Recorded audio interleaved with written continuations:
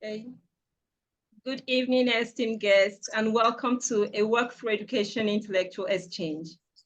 Today, we have the privilege of digging into the realm of sustainable energy solution with a true visionary and trailblazer, Mr. Anthony Ighomuaye. As a mechanical engineer and social entrepreneur, Mr. Anthony's innovative contribution to rural electrification in Africa have been nothing short of transformative. As the founder of Kavlon Enterprise, he has harnessed the power of technology to address one of the most pressing challenges facing the communities in the region: access to reliable electricity. We have gathered not only to learn from Mr. Anthony's experiences, but also to engage in a thought-provoking conversation about the future of energy access and sustainability. So without further ado, please join me in extending a warm welcome to Mr. Anthony. It's an honor to have you with us today. You're welcome. Thank you very much. Thank you very much, Gloria. Really appreciate this opportunity and this platform that you've extended to me. We've been working for a while right now. I know you're all the way from 1 Million Teachers and their HS, His Highness Mohammed Sanusi's program. And it's just so great to see how far you've come. I know some of the challenges that you faced, and I just want to thank you very much for having me here. Really appreciate it. Thank you very much. Okay, let's dive right in. So, Mr. Anthony, can you share with us what initially sparked your interest in sustainable energy solutions, and how did you identify the need for innovative energy solutions in rural Africa? And also, what inspired you to pursue the integration of V2A, that is vehicle to home technology? The floor is yours, Mr. Anthony. Awesome. Wow, so nice. So I might ask you to remind me of the second, third, but I think this is broken down into three. So primarily, when I left school, I came to Canada in about 2011, 2012. I did, mechanical engineering. I finished. And naturally, I just wanted a job just like everyone else. I got into manufacturing really early. So I'm that type of person. I got into, working in manufacturing. It wasn't engineering, but I got into manufacturing. So I saw a lot about just sustainable practices, especially within the realm of manufacturing. Then I got recruited by this, electric vehicle startup. Basically, the owner had just sold his business and basically, reached out to me as I think I had applied. And then that was my first entry into like electrification and the second employee of the company as at that time. So it was a lot of pressure from me to get this work done. And I wanted to prove myself, especially as an immigrant at that time. I wanted to prove myself because it was very important. And so I was very much at the forefront of the whole, electrification for trucks. We're not talking about cars, we're talking about trucks. So that's how I got into the sustainability zone. We were able to, convert a truck, basically, and make a truck hybrid. So basically, if you ever see those long trailers on the road, and they're very long and they're so annoying that you're scared trying to drive past them, you see how long they are. And what happened was that the idea of this was to turn that hybrid without making any modification to either of them. So we were able to do that. And as a young engineer coming out at that time, I read books. I bought like 4 trucking books. I downloaded a couple of textbooks on the internet, went back to my notes. And I started being very interested in just what this green energy means because it's saving fuel. The clients were very happy because they were even saving like 12, 15, 20% of diesel cost. And so I wondered if this is something that could be extended to people like the truck drivers themselves, or even like the bus drivers, or people who operate their own vehicle. And so I started looking into this, and that's how I got into this whole sustainable. So that's basically the first part. I think the second part of your question, yeah, yeah, that's basically the first part of it. And I think the second part of, could you remind me what the second part of it was again? Okay, the second part of the question is, how did you identify the need for innovative energy solutions in rural Africa? Oh, that's great. So this story actually came from Nigeria 2020, 2021, that pandemic period. And I had entered a rickshaw. What some people, some Nigerians know this as, they call it keke napep or keke, but it's actually called a rickshaw, mutatu. They have different names for it. And while I was driving it, this, smoke was like emitting from the rickshaw. And I asked the driver, I was like, what's going on? And he explained to me that what they do is that they buy what they call adulterated, or basically a very fake version of what actual gasoline is. And so armed with that information and just understanding that the reason he cannot afford the actual one is because it's so expensive and it takes away from his daily income, and he might not be able to feed his family. Sure, the other one is not, the best option, but at least he can see something later to take back home. And that was his, quote unquote comment to me. And I wondered that there are electric solutions. Why is that not a thing? And then, only to find out that as at that time, electrification in in in uh in Africa was really emerging, and it's still emerging. And then we have a long way to go. But I thought that That's if true. we could take some of the information or the experience that I had in electric vehicle trucking and just apply them to the small set of people in rural areas, particularly rural areas, then I believe that we have laid a platform not just for electrification as a whole, but to be able to improve the lives of low income drivers who are very important to the movements of goods and services in our region. Amazing. Your journey underscores the importance of first-hand experiences in driving innovation and social impact. So your commitment to addressing real-world challenges is truly commendable. Well done, Mr. Anthony. Well done. Thank you. Okay, Thank you. my next question is, can you elaborate on the specific challenges you encountered while implementing V2H technology in rural communities, and how did you overcome them? It's very interesting. So just for everyone in the audience, let me explain why the V2H is very important. V2H stands for vehicle to home. Some have vehicle to grid, V2G, and they have vehicle to everything. Basically, this is just a very simple way of saying that your car becomes like your generator, or in some cases, your power grid. And in rural areas, where there's lack of power, we believe that if we could convert the rickshaws from gasoline to electric, not only do those rickshaws now become electric, they now become a platform for powering the homes. Tesla does this today. A couple number of electric vehicles, you can actually drive out to the cottage or the outbacks, and you can plug it into your cottage if you ever experience power outage. We're trying to make this more like a necessity for rural areas. So that's where that came from. So we don't just want to make electric vehicles, we want to make them useful to the lives of its drivers. That's one. Challenges that we faced, obviously, is education. This is why education is very important. A lot of people that we interviewed almost 500 rickshaw drivers now, have never, have never heard of these electric, rickshaws. And even if they do, it's not important to them. They're too busy trying to make it through the day to bother about if there's an alternative, you know. So that's the issue there. Secondly, in the case that they do, it becomes very expensive to actually implement. Like, an electric vehicle today, almost half of the cost is just the battery alone, right? And so this was another challenge. So that's now a barrier to entry. Then the third is just enabling infrastructure. Like I mentioned in the beginning, we're still emerging when it comes to electrification. The bigger problem is not if we can have electric vehicle. The bigger problem is, do we have enough infrastructure to support them, and how fast can we get this infrastructure set up? Which is why I try to take away charging from the equation for the rickshaws particularly, and focus on what we call a battery swapping model. And the battery swapping model, that's, just speaking about how we've overcome it, is because most drivers don't want to wait to charge their vehicles. Nobody wants to wait 30 to 45 minutes to charge a vehicle. It's going to take, that's downtime that they can use to make money. And every time is precious to rickshaw drivers.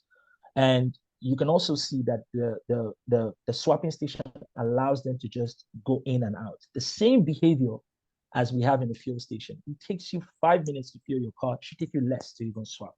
That's the model. And we're trying to position this along the filling station. So the innovation here is we're trying to replicate what the existing behavior and pattern is so that it doesn't take a long time for the rickshaw drivers to adopt, transition, and benefit from this. Actually,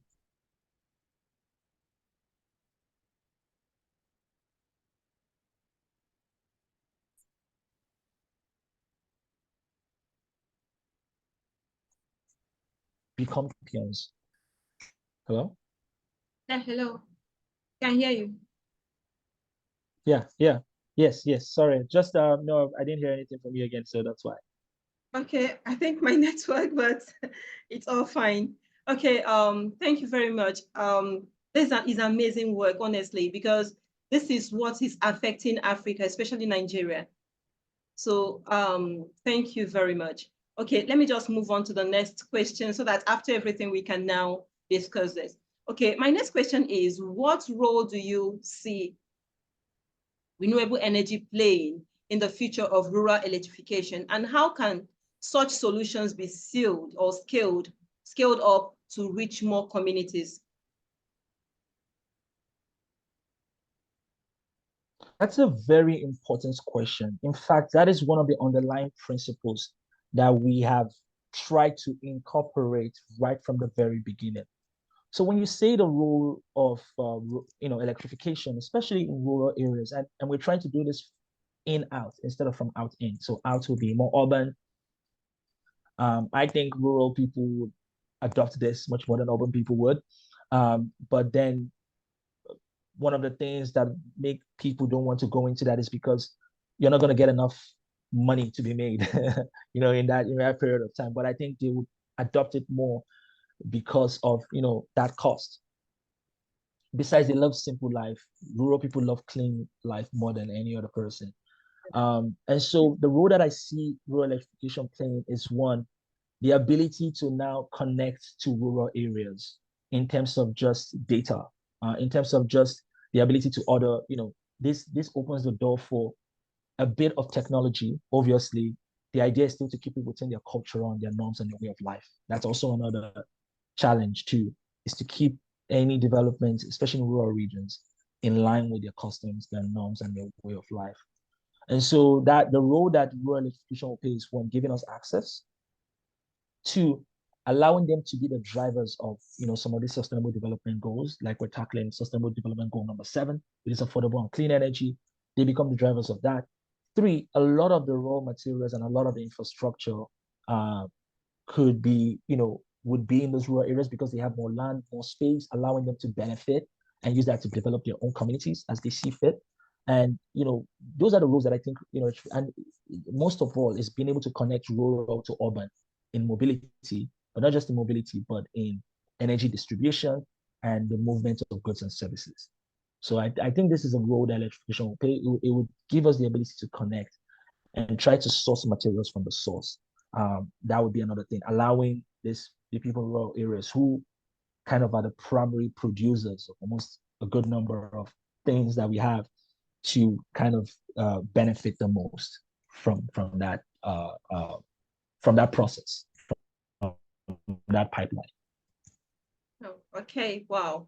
Wow. Okay, but in what ways has the adoption of this V2H technology impacted in the social economic dynamics of the communities you've worked with? And what lessons have you learned from these experiences? Did you get the question, or should I repeat it? Yes.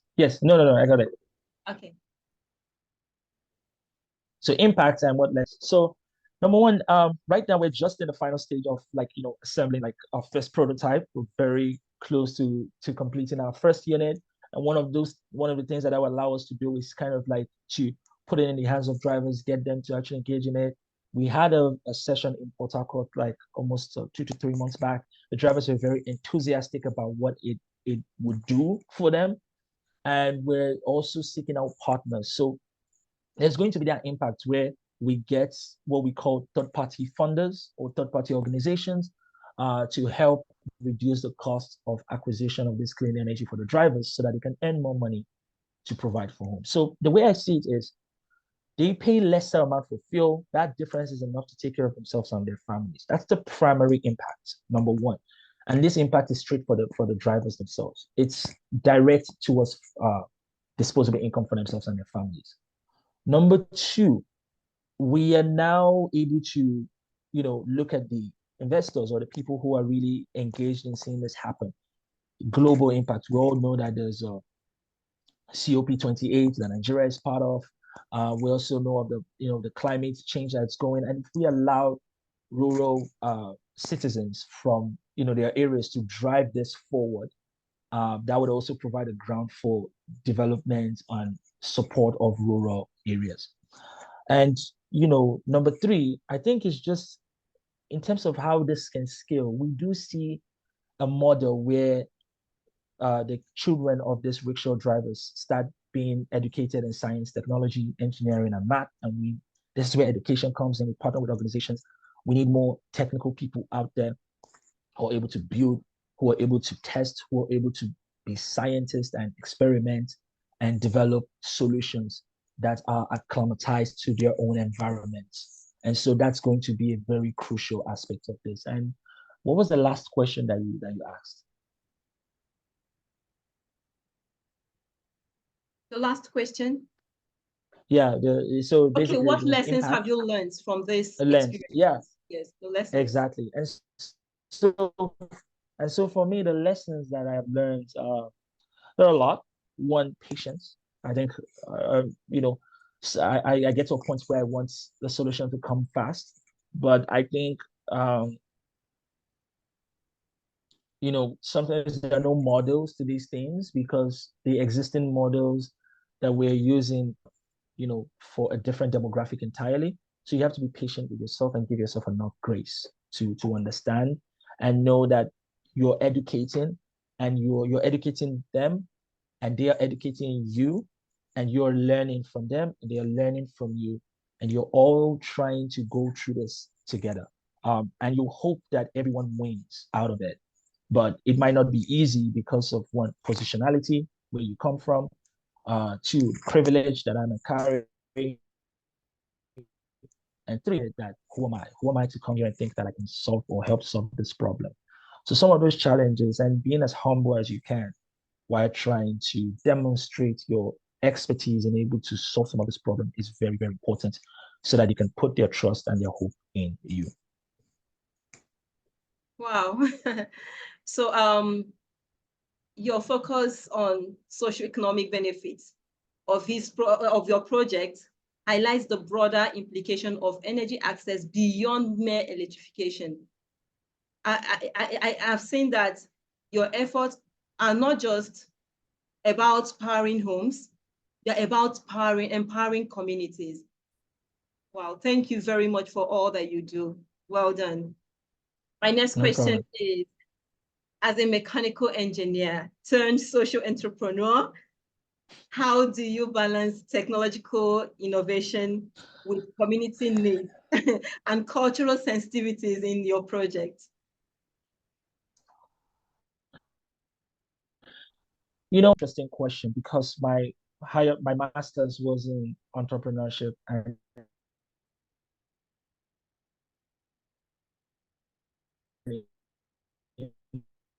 innovation at Queen's University Fellowship that I'm currently in right now at the moment.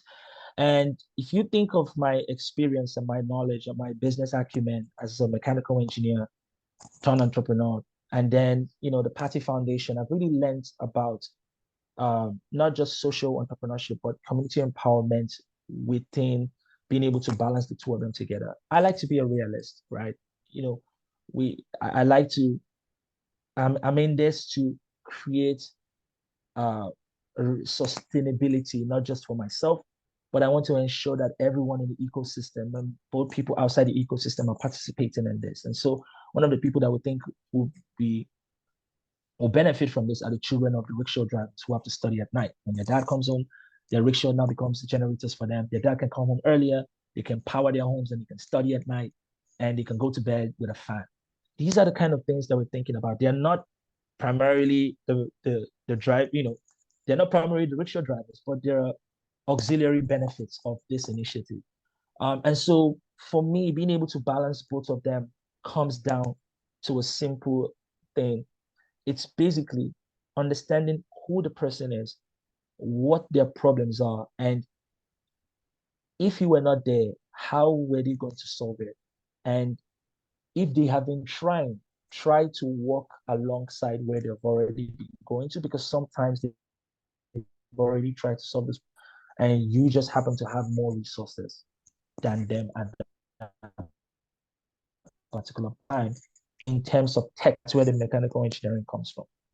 The social and the cultural side comes from them, right? They are the ones who now drive that, and then you learn and you absorb yourself into that, so that when you're now creating these technical solutions, you can marry the social and the cultural aspects of them and ensure that at every place, primarily to them, this is the world that love as.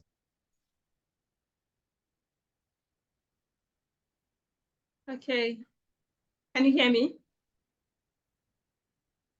Yes, I can hear you. Okay, okay, well done.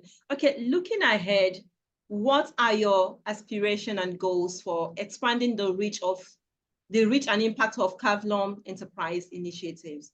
And how do you envision the future of energy access in Africa? Very good question. So one of the things that we are working on right now is, to ensure that whatever process that we're developing for the entire life cycle that allows us to convert this rickshaw community. And when I say the rickshaw community, I mean the rickshaw mechanics, the rickshaw electricians are part of this entire process, including the rickshaw investors as well. So people who buy rickshaws and get people to drive, they're all part of this. But primarily, we want this to be in a case where anyone can do it. Right. And so when we the first 10 to 12 communities, we hope now when I spoke about science, technology, engineers, rickshaw drivers, those kind of things come into play because these people now become technologically sound. They might also become business sound in the process. And then they could become sort of consultants or even technical installers of these kits in other regions, providing that advice and an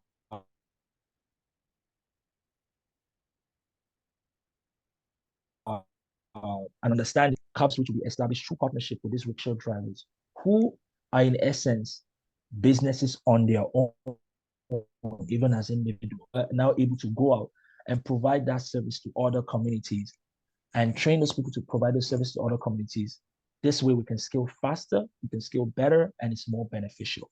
And we don't have to strain Kavlon as it. So one of the ways we want to scale, to answer your question, is through ensuring that the rickshaw drivers and rickshaw inhabitants of these ecosystems are empowered with the ability and the technical know-how and the business savviness to understand the impact, the profitability, and the social responsibility that comes with being able to adopt green initiatives, not just for themselves, but how they can transmit that to other communities that were in the same position that they were. Wow. Well done, Mr. Anthony. Listening to you today is, in fact, I learned a lot from, I never knew you were doing all of this. Today I got the details of what you're actually doing, and it's amazing. Well done. All right, the floor Thank is you. open. If there's anyone that has questions for Mr. Anthony or you have something to contribute, please feel free to do so.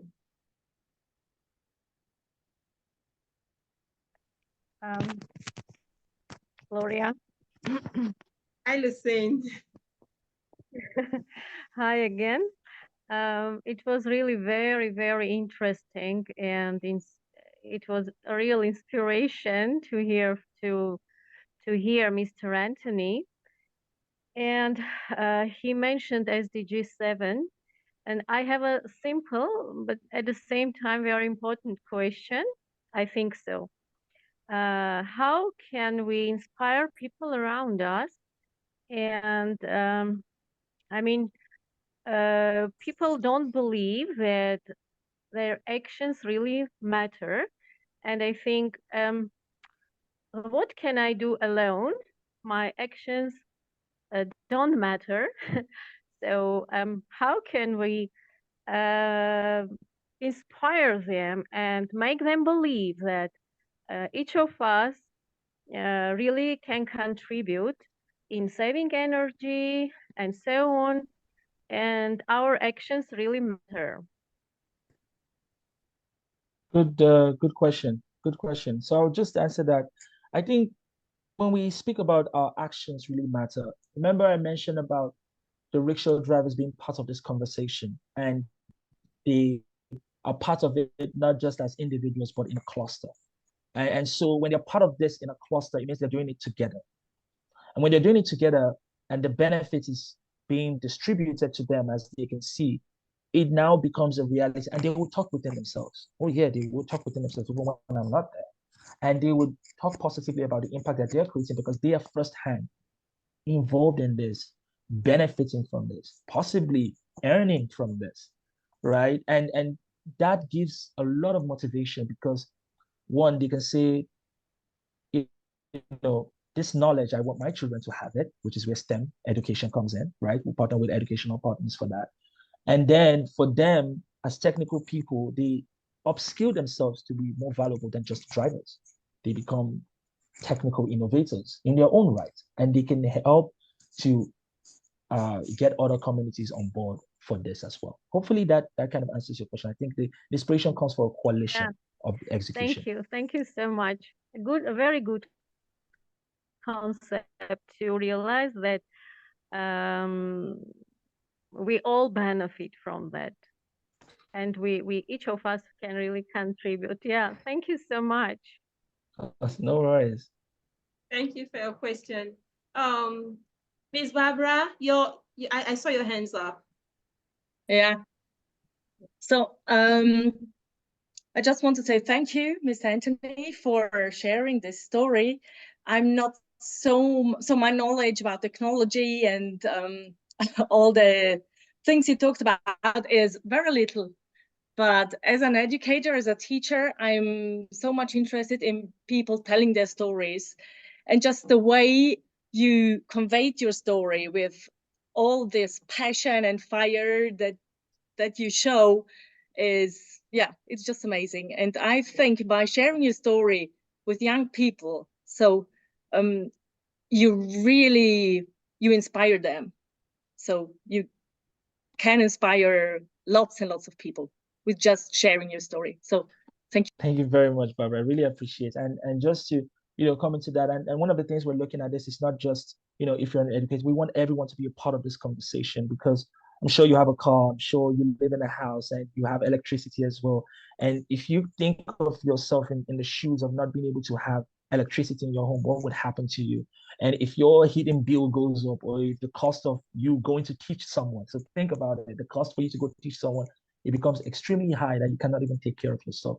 These are the same relatable problems that we hope to get everyone to rally around, to say, this is not just a technical problem, this is a socio-economic problem, like Gloria has pointed out in the very beginning. So I think I wanted to encourage us to look at it in that manner and say, this is not just a technical problem, this is not a technology problem, it's a socio-economic problem.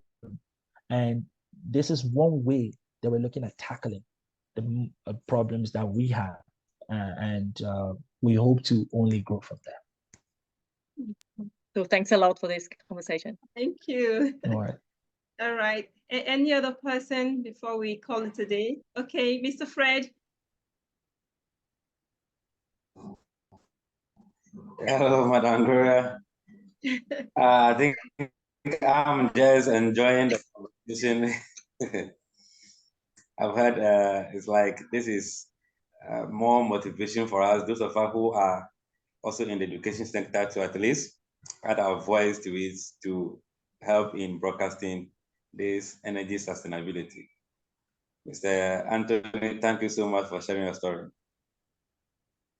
Thank you very much. Thank you very much, Mr. Fred. Really appreciate it. Thank you, Fred. Mr. Ezat, I don't know if he's there. Yes. Okay. Yes, hello, friends. friends. Yeah, nice to meet you again. Yes, and yeah, really, it's very inspiring, and thank you, Anthony, for today's meeting. I think sustainable and voluntary work need inspiration all the time. So the story today reminded me of a program we did with the students in Egypt and in other countries that we give them role models from our society, from the international society, who could do something, even if it is individual, but it's inspiring for others. So, for example, if we are going to teach them something about literature, we choose an icon or a role model from their society or from national, their country or international, and we give them how did he initiate something, how did he do something, and they by this they are inspired to do, for example, in this field or in chemistry, in physics and so on. So even if it is individual, but it's inspiring, and I think it's community effective.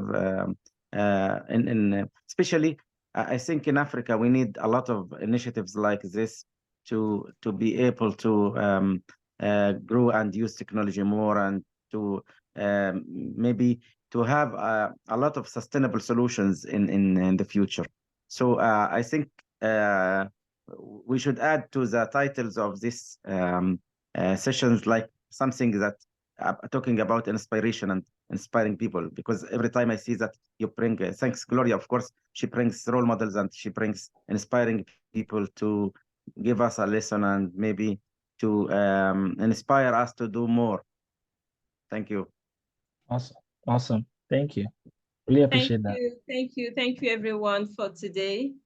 Mr. Anthony, do you have anything to say before we call it today?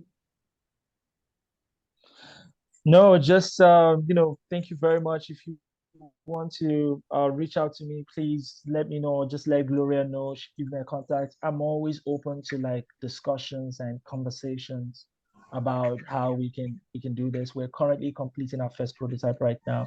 We hope that by the summer we'll have about 10 of these in the hands of rickshaw drivers, and we want to hopefully scale this up to about 50 by the end of the year. So we're pushing the boundaries of this and trying to make sure that to everyone's community involvement, it's super important, because we want to ensure that this is sustainable. That's the key word here: sustainable and scalable. Yeah. Okay, thank you very much. Thank you. Today's session, I've really learned a lot, and we don't have enough time anymore. We have less than 1 minute, so let's just call it a day. But I hope that we'll all meet again someday to discuss something similar to this. Mr. Anthony, please, I will call you again, please.